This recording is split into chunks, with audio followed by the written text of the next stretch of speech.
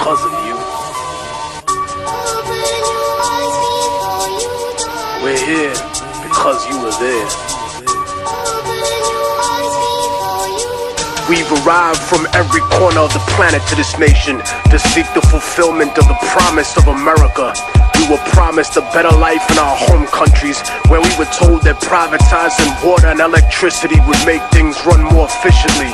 Instead, the quality remained almost the same, and the price was increased until it became an unaffordable luxury. Some corporations are more efficient than government, but their motivation is not the health or well-being of the people. It's only about profit. Everything else, their image, their human resources, their public relations only exist to protect the reality behind it. Once upon a time, we were told that nationalization would prevent growth by limiting competition, that our countries were nothing without the companies that invested in us. And so they privatized everything.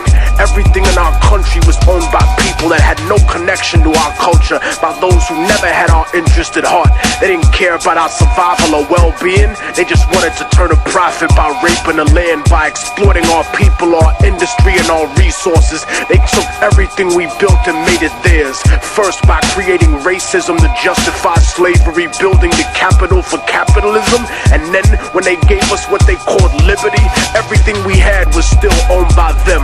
Our governments told us that socialism was the real enemy and that we would have freedom, but the foreign powers and corporations were the ones with the real freedom. The freedom to take all the wealth generated by our work and our land and give us only a small percentage of the scraps from the table. Their lust for power and their greed drove them to betray not only us, but themselves and the word of their own God.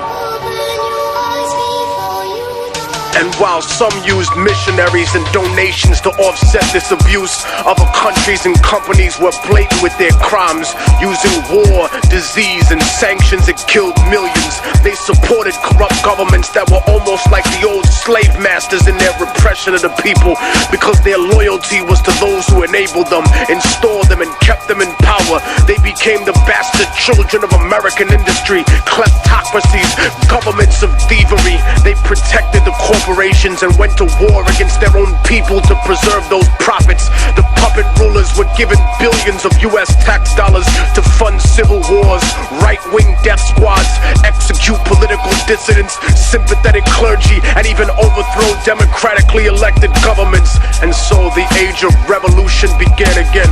They painted it as godless terrorists versus the free world and the free market. But the free market has never been free, because the market does not regulate itself. It is manipulated like a puppet, and it survives because of its image. Destroy the image and the enemy will die. Such is the same in the rap industry, for the major label superpowers treat the underground like the third world. When they need new assets, new artists to prostitute or sign and put on the shelf to use their songs. When they needed new concepts, music, and publishing to steal from producers, they came to the underground, to the third world. They took our culture, our property, and our industry, and our resources, even using our own people to help them exploit us. But behind the mask of efficiency they claim that we need to succeed, they're no better than us. Their economic advertisement was always a lie. A few got rich, but most were given an illusion of wealth, almost as if it was designed for failure. Opportunity comes at the price of the soul in the music. So remember what they are underneath the fancy architecture: glitter and rented jewelry, the cars, the IMF loans, the seeds with suicide genes, 20-year contracts and oil blood money. Build your defenses, my independent brothers and sisters. They'll stop at nothing to get what they want. They paint the third world underground as savage and backward, but the superpowers are no less corrupt. They've just learned to disguise it better, cause they fix elections too. They embezzle tax money, they go to war for resources, they fund terrorism for their own benefit. And when there's enough at stake, history's taught us that they'll even assassinate their own presidents.